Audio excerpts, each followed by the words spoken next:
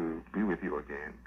I again would like to thank Pt.4, my Father, for this glorious opportunity of blessing you and allowing my spirit to bless your spirit, to be filled with the peace, love, joy, happiness, and temperance that we spoke on last evening.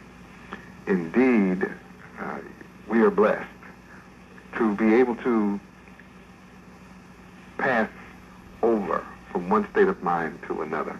I also would like to take this opportunity to thank every one of you who are working diligently in your cities and in your states to make certain that my messages are reaching the Godhead, the people that love peace.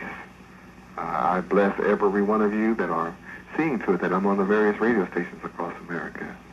I also would like to congratulate every one of you who have television programs in your city, and you're making the qualitative moves that only boss brothers and sisters could possibly make. I'm very happy about that. Again, I repeat that I'm very happy about the future of the universities of Pt.4 worldwide. What a blessing. These institutions will consume the planet with peace on earth and goodwill toward all men of peace. Now I would like to get into some of the word further tonight relative to peace. You must understand that peace is promised to the believers, and it is a gift of Pt.4. I repeat, peace is promised to the believers and is the gift of Pt.4. For those of you that are just checking in tonight or today, I'd like to bring to your attention that I am actually building and structuring the kingdom of Pt.4, true holiness and righteousness. I'm establishing the nation of Pt.4 on a sure foundation.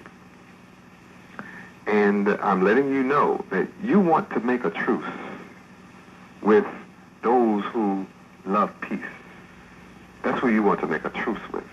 You want to make a treaty with those that love peace. The ones that you want for your friends are those that love peace. Because peace destroys Satan's kingdom. He has built his kingdom on confusion. All of his institutions produce confusion. They've been in charge of the planet Earth, and they have produced nothing but war, hunger, pain, tears, suffering, confusion, hatred, envy, jealousy, greed, take. These are some of the things that they have produced. So they have no excuse now that I am come for their behavior. They cannot make an excuse for their institutions and the way they perform. And an example of them producing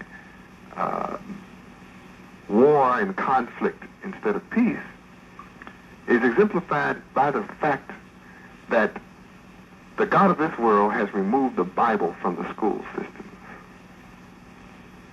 And even the God of this world refers to the Bible as the holy book, the holy word, the good book.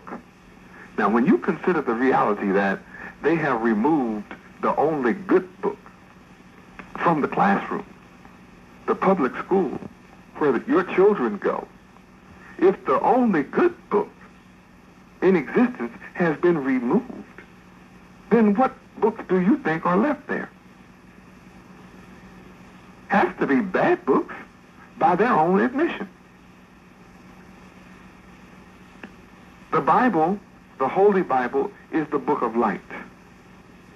And with its removal from the classroom, what kind of books do you think are left there other than books of darkness?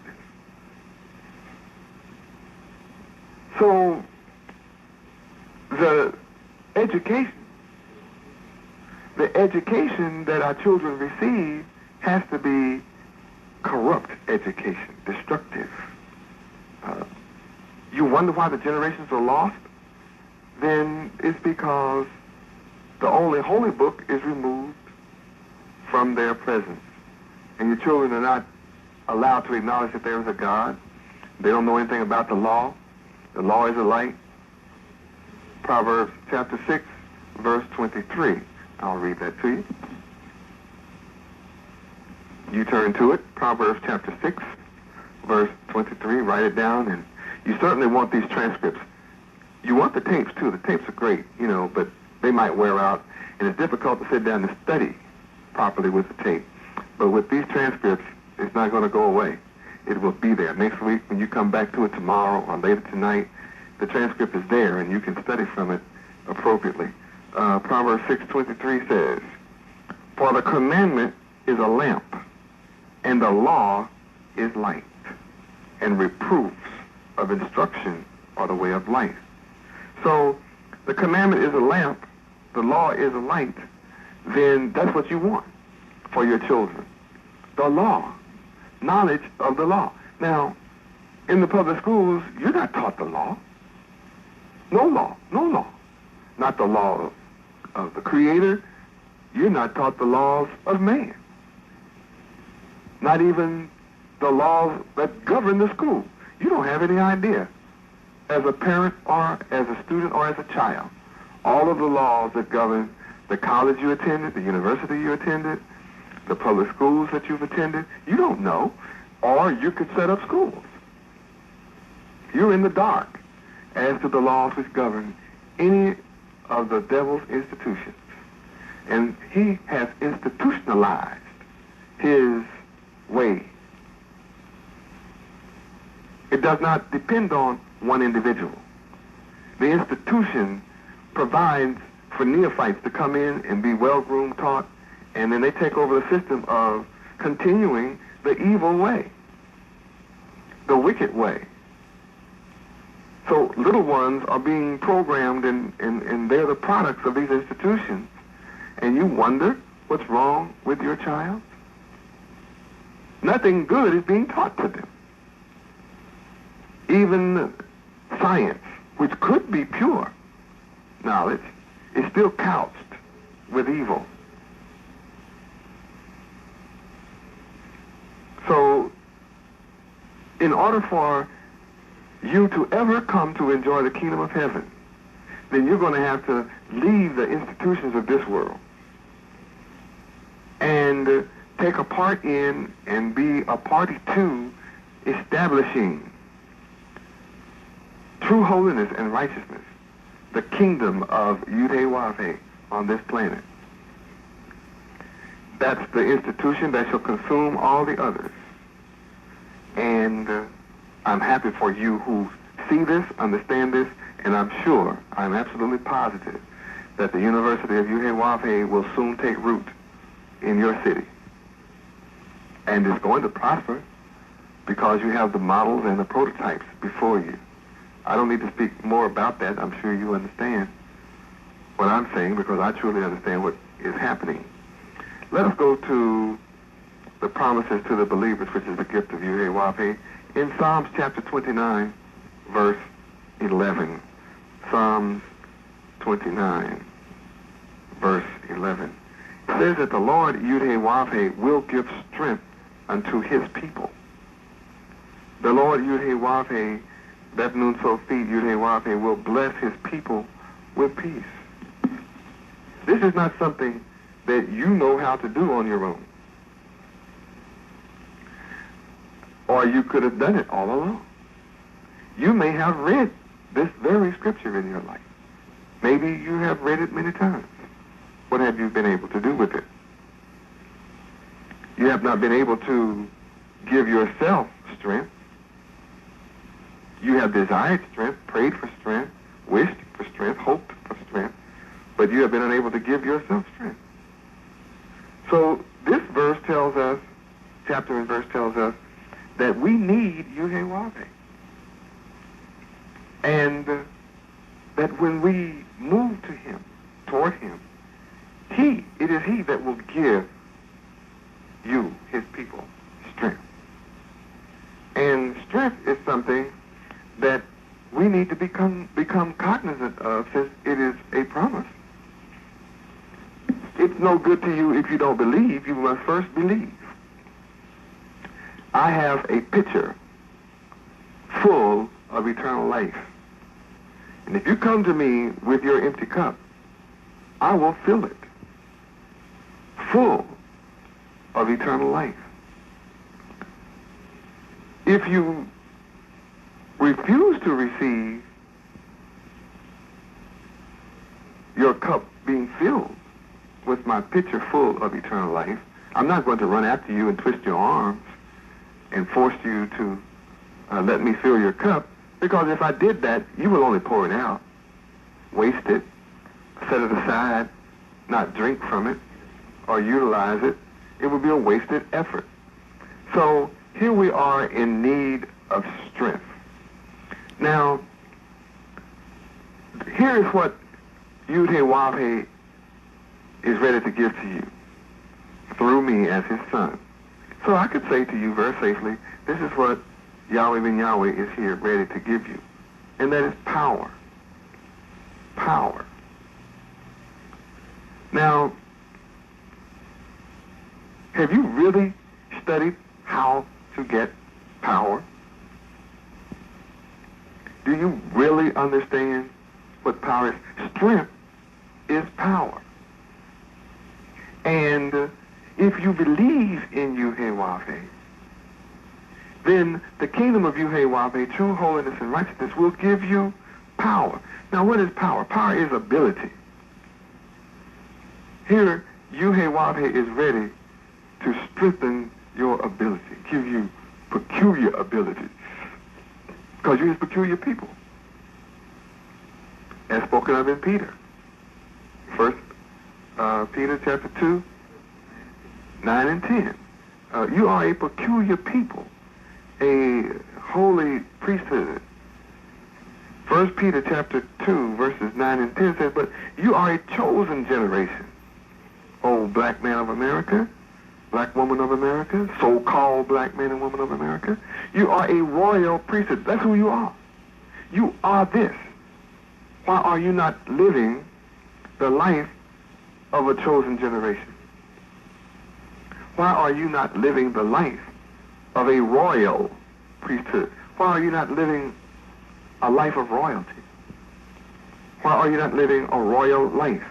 You are this priesthood, teachers, holy people. Why are you not living like this? That's your inheritance. That's your heritage.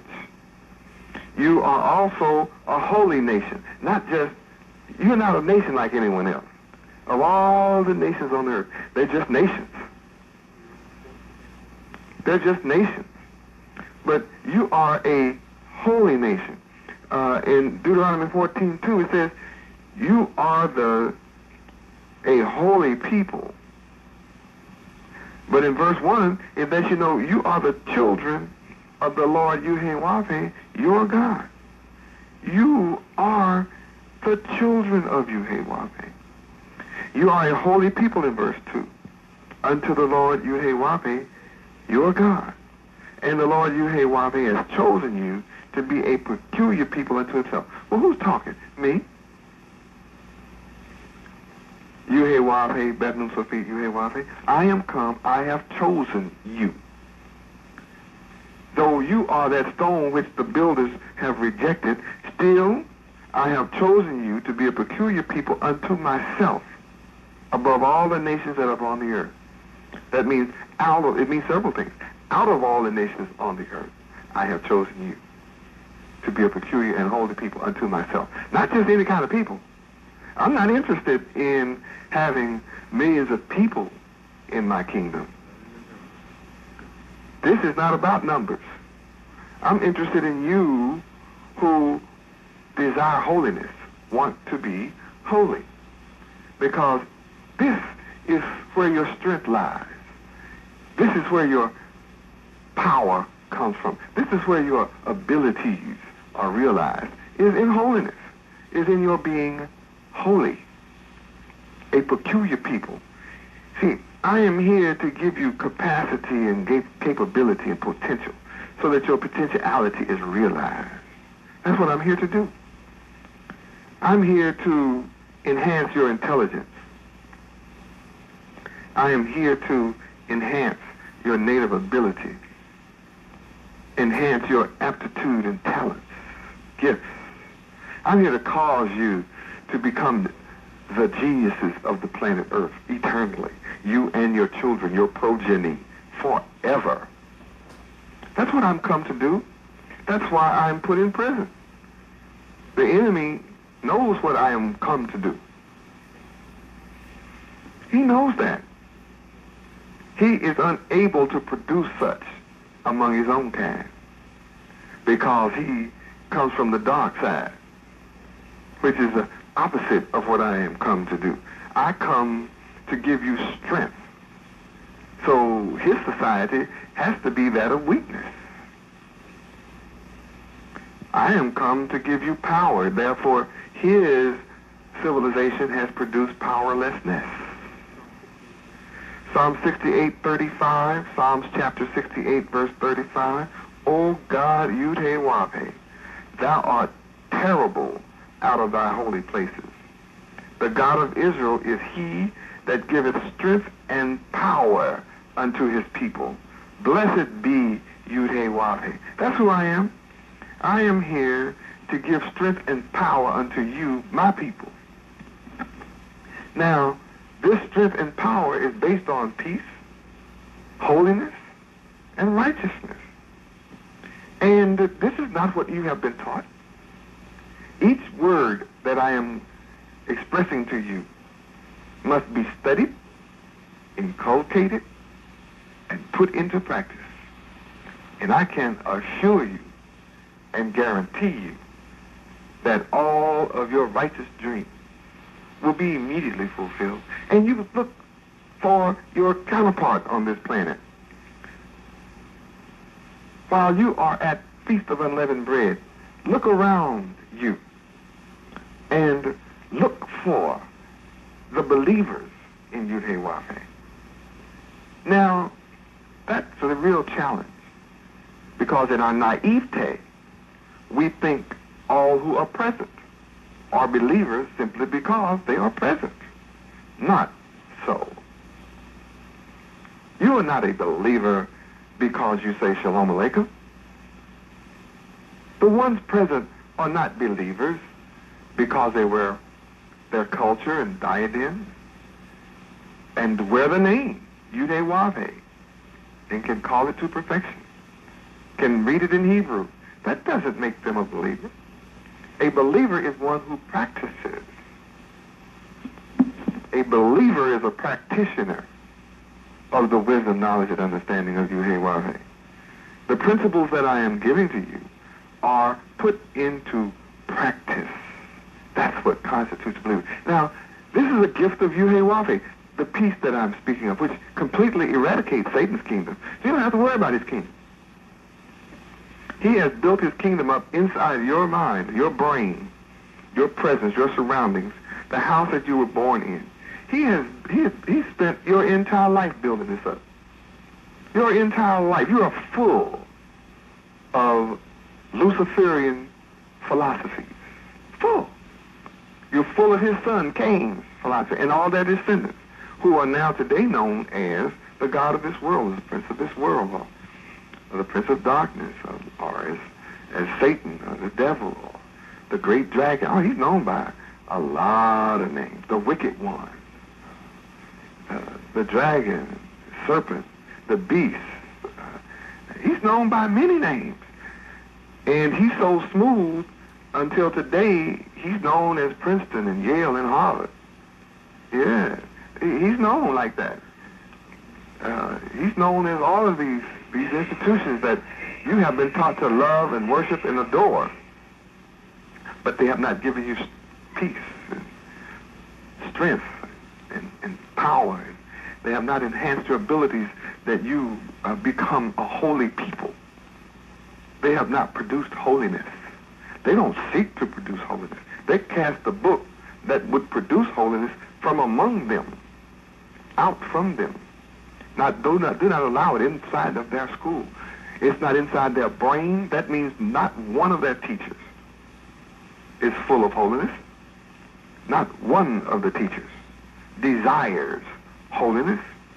And if there be one in the school who says they do, they're not allowed to teach holiness in the public school. So if you're there and you're not, and you say you're holy, you believe in holiness, and you're not allowed to teach holiness, then you are bound. Your hands are tied. You are forced to produce unholy children. So you're contributing to Satan's power. You are ensuring that the institutions of Lucifer continue. And then, after your children have been exposed to Luciferian philosophy for 8 hours out of the day,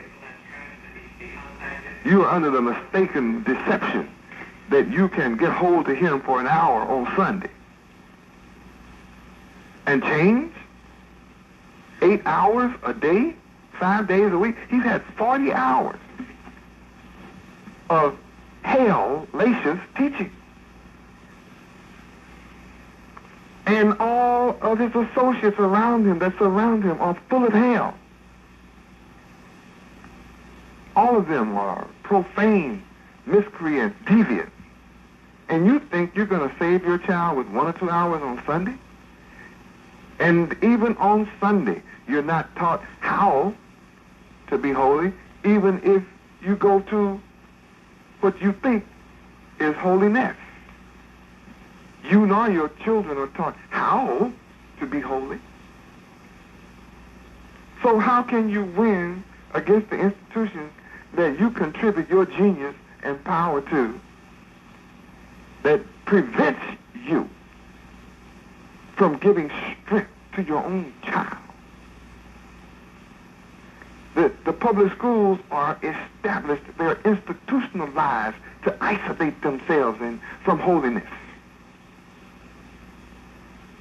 The light of Pt.4, the Creator, is completely extinguished in the public institutions of Satan all over this planet.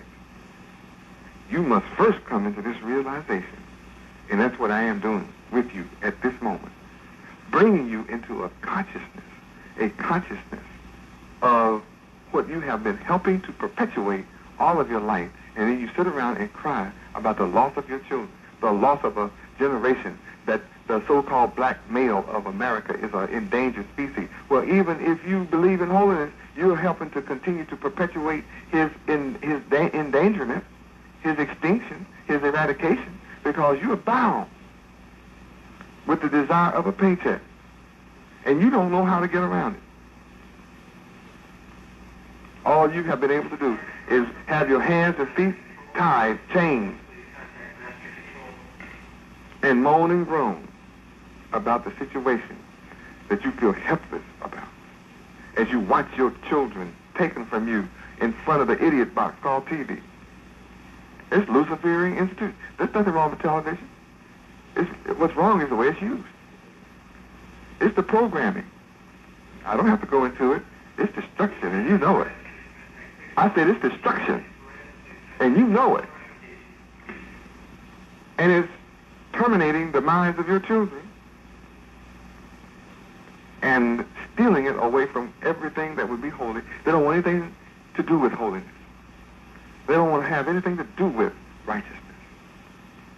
And you find it difficult to keep your mind stayed on holiness and righteousness and peace and joy and love and truth. You find it difficult to keep your mind stayed on temperance and meekness and honesty and honorableness and ethics and chastity and virtue. You find it difficult to keep your mind on the law, statutes, judgments, and commandments of Yahweh. And you will know you're about to break the law and will go ahead and do it. Why? Why? It's because you're a victim of the institutions of Lucifer, Satan, the wicked one. I am come to give you a choice.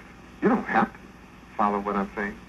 I'm simply looking for you that believe what I'm saying and want to be a part of it and put it into practice. You're the ones I'm looking for. I love all of you.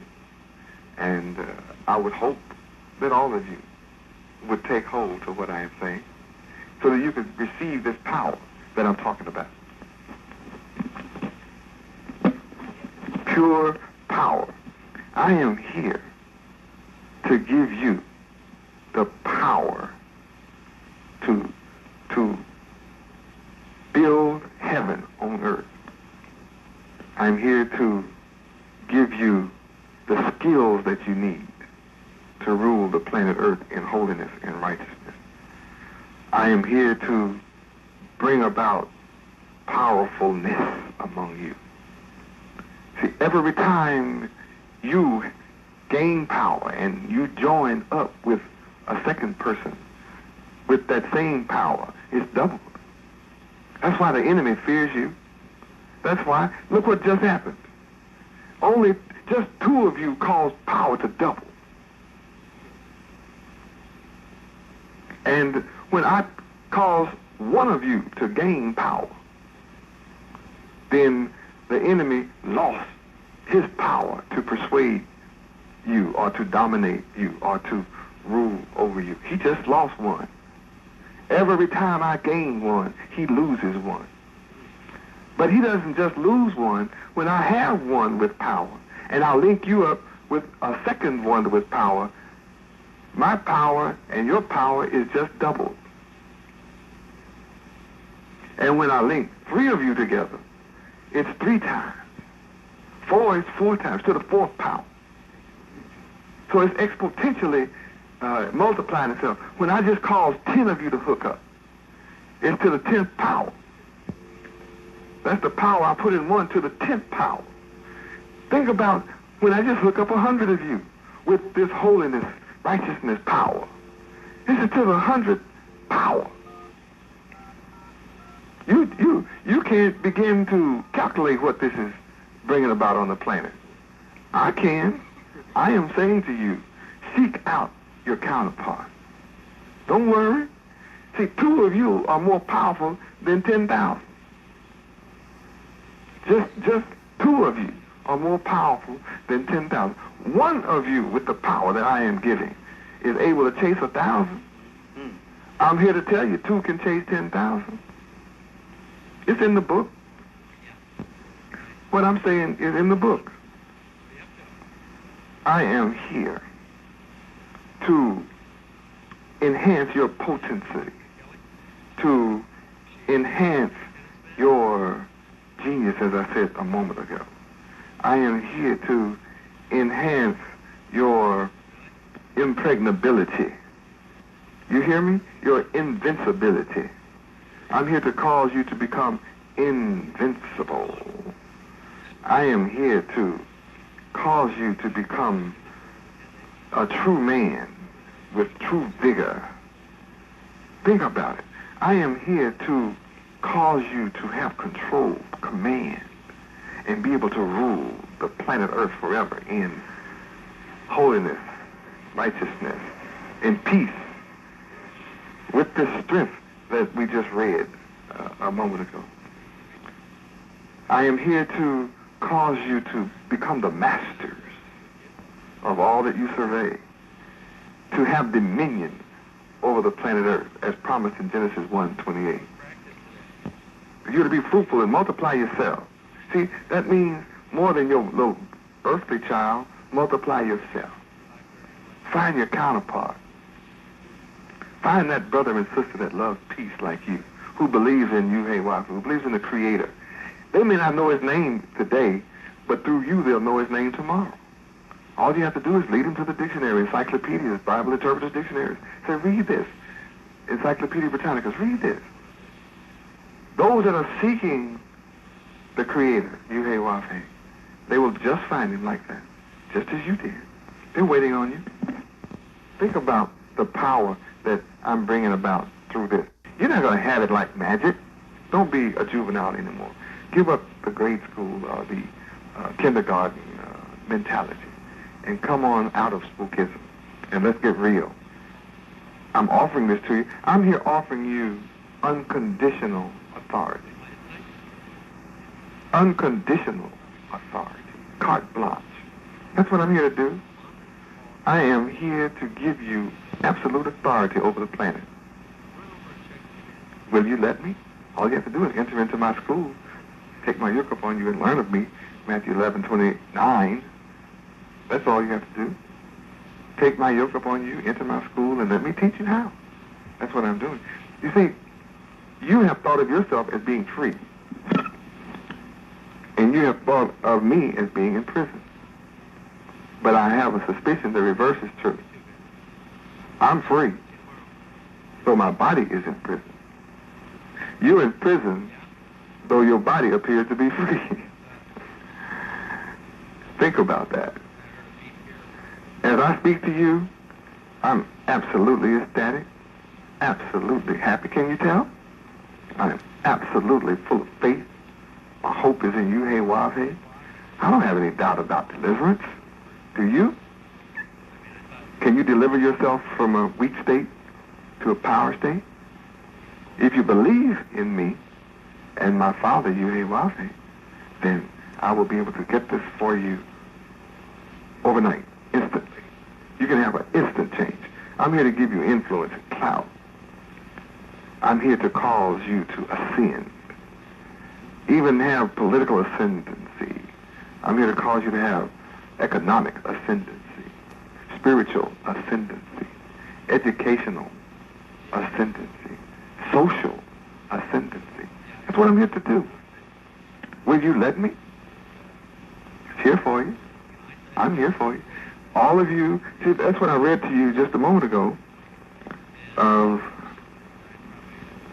this is a promise to the believers, a gift of Yahweh. The Lord Yahweh will give strength unto his people and bless you with peace. See, it's not a empty promise. I will, I shall. You have this available to you now, not when you die. Our people fill up the churches looking for heaven when they die. How much more delicious is my offer? Heaven now, while you live. And a lot more than whatever you thought heaven was, because you really didn't have a concept of whatever heaven is, except that maybe you wouldn't have to go to work or something. You could be able to lay around and sleep somewhere. Get up, don't have to work to eat and wash dishes or clean the house. You're looking forward to have everything set up for you on automation. And you just walk around in a dream state. That's probably your concept of heaven. But you never thought about heaven being a place where you would have power, strength, and genius, and ability, and omnipotence, and omniscience. You never thought about that you would have authority and the power to rule and mastery and domination and sovereignty. You just never thought about having that. You really didn't. You never thought about having an expanded capacity. That's what heaven is. Intelligence and smarts and mother wit, native ability. You really didn't. You really did not have those kinds of thoughts. But I'm here to cause you to take on a new way of thinking. And that's what's coming out of this one particular chapter, Psalms chapter 29. That's what's coming out of it. Psalms chapter 29, verse 11. Is this strength? I'm here to give it to you. Strength. You are to become significant and enjoy supremacy and superiority and stature and eminence and distinctive reputation. You're supposed to be the potentates of the planet, sovereign monarchs, the rulers, kings, and chiefs, and lords, and masters. I mean, this is what you're supposed to be. That's what I'm here to do. I'm here to give it to you, but you must take my yoke upon you and study. Don't sit there in your seat thinking that there's going to be something that just floats down through the sky, through the ether, and just settle on you, and you suddenly have it through osmosis. No. You got to pay for this. It costs you energy and effort and will and desire, drive, determination. That's the price. In study, 2 Timothy 2:15. That's the price you pay I'm your director, teacher, educer. That's what I'm here to do, to educe. Cause you to draw out from you that which is yours naturally. So all you need is to allow me to draw out your latent genius. Because that's what you all are, a bunch of latent geniuses. Your ability to be God is in your genes and chromosomes. And your power comes in linking up with the one who wants to be this. There are those who want to be what I'm describing. Gods. There are those who want to become God. This tells you you're supposed to want to be superpowers, the world powers, the world leaders, the powerful nation, powerful state, a dominant country. You're supposed to want to be the deities. You should want to be the deities, the divinities. You should want to be gods, goddesses. You should want to be the extraterrestrials and the supernatural powers. That's what you should want to be. But see, you have been misled by the gods of this world, the wicked ones, to think that this is not your heritage. This doesn't belong to you. This belongs to someone else. This is not yours. This is not possible. This belongs to one individual and to no one else. This one individual being, now you would say, Yahweh. And that's true. It is already his. Your existence does not enhance his supremacy. But the fact that he possesses supremacy and you believe on his name and receive his son, I'll direct you into supremacy. I'll show you the way. How to become the very sons of Yahweh. So that's what I'm here to do. That's when you become God. John chapter 1 verse 12. If you receive me, I'll give you the power to become. See, what will I give you? Power. What will I give you? Power. The power. Not a power, not some power, not a little power, but the power. That's what I will give to you. Are you ready? Are you ready to receive me? You must also be ready to receive the one next to you.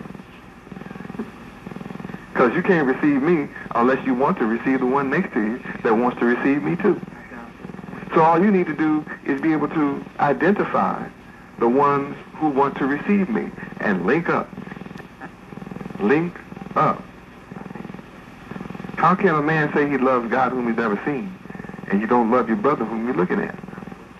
John chapter 4 verse 20. Write it down, look it up, study it later if you need to. But where can you go buy this lesson or the lessons you've received this week? Oh, this is a new Passover, Feast of Unleavened Bread. This is a real feast. And it's unleavened because this doesn't puff you up. This fills you up. See, this has life in it. Unleavened bread is made out of whole wheat flour, full of life. Not puffed up with emptiness. No, this is full. A slice will fill you up. That's how powerfully potent my spirit is. And I'm giving you the spirit of grace straight from me to you. And this is just with this one verse tonight. I had contemplated really going deep and long as usual. I have a notebook full of scriptures. I've gotten to two of them. Genesis chapter 3 verse 15, Romans chapter 16 verse 20, and just a few more since then. And I am in no way where I want to get to. But then you have more than you're going to be able to deal with if you study what I just gave you. Each word in the transcript of each night's class is deserving of several dictionaries, the synonym finder, Bible's dictionaries. You need your encyclopedias. You need your concordance, especially Strong's Exhaustive Concordance, and then look up each one of these words, power, etc., in the Hebrew language. Knowing how to spell power in Hebrew, and then study the root and foundation of power, because you really still don't truly understand what power is and strength is until you know what it is in its original potency of Ibri Aleph Bey. I haven't touched on that tonight. I'm reserving that. It's not that I don't want you to have it. I'm telling you now. Go get to it. And then come back and show me what you learned. You serious about becoming gods? Then this is the method, the technique. And I'm looking forward to come out and be with and among you who are interested, seeking, desiring, pursuing, studying to become gods. And I want to meet that little group. I'll meet it as large as it is, but however large. But see, those of you that just hanging around, then tonight you know what you need to do. Because you're not going to be a part of my kingdom by hanging around. Looking at my physical body will not make you a part of my kingdom. My kingdom is being built with those of you who are becoming gods at my direction. As the children of the Most High, Yud-Heh-Wah-Heh. You're the ones. There's nothing that can be restrained from you as you become one with me. It's a new day, children. This is a new day. This is a new day called works. Now you understand what your real work is. It's not 9 to 5. That holds the body together while you do your real work. Okay? And as you learn of me, you gain power. Because that's what I'm here to give you. You don't get it without my direction. See, I'm directing your path. If you acknowledge me in all your ways, I'll direct your path to becoming nothing but God. Proverbs chapter 3, verse 5 and 6. Understand it well. Well, I don't want to stop, but I've learned through the years, after having taught 12 years and over 120,000 hours, that there are those who do not see what I've been teaching after 12 years. And it's self-evident by those who pretended to be my students are now my false accusers and caused me to be incarcerated, slain on the cross for you, suffering on the cross for you. I have been slain on the cross for you. And now I'm entering into the third day, the morning of the third day. Resurrection, according to the word, is guaranteed. I have that faith. I have that faith in my deliverance. But I want to come to gods. I want to come and be in the presence of gods. Those with strength. And Yud-Heh-Wah-Heh, those who love peace and who will not entertain Mr. and Mrs. Wreck. Those who will not tolerate Mr. and Mrs. Wreck in their presence. I'm interested in those who are free from Mr. and Mrs. Wreck. That's the company I wish to keep. And I guarantee you I'm going to be that selective. Don't wonder whether I am or not. It means that when I come out, you may not recognize me, though I stand right next to you. If you have me standing next to you and you're shouting and dancing and screaming and hollering because you see my body, really? Really? You think my body is God? Really? You haven't heard anything I said for 12 years. Because I told you, if you're confused looking at my body, close your eyes. Close your eyes. And then perhaps you'll discover who's talking to you. It's not my body that's talking to you. My body is used as a vehicle and a vessel in bringing forth the strength and the peace and the love and the joy that you've been hearing that will cause you to pass over from darkness to light. Again, I love you desperately. That's evident also because I'm the only man on the planet Earth that is physically incarcerated, in prison physically, teaching you who appear to be free physically how to overcome your prison. I am truly opening the prison houses because the Spirit of the Lord Yahweh has anointed me in Isaiah chapter 61, verse 1, to do just that. And I'm doing it. And I'm thrilled about doing it. It's my pleasure. I love you. And I'm praying for you. I'm looking forward to being in the presence of the Godhead when I come out of here, which I'm praying will be soon. Soon means by the end of next month, April. Maybe we'll make it. Everything is going great in the name of Yahweh. He's in control. I'm in absolute confidence of that. I see the evidence of Yahweh's divine hand in the trial every single day, and he is victorious on a daily basis. I thank him for his victory. Victory is mine. Victory today is mine. And I've told old Satan, get thee behind, because victory today is mine. I love you. Shalom Aleichem. And I look to see you tomorrow night. Aniyaho. Shalom.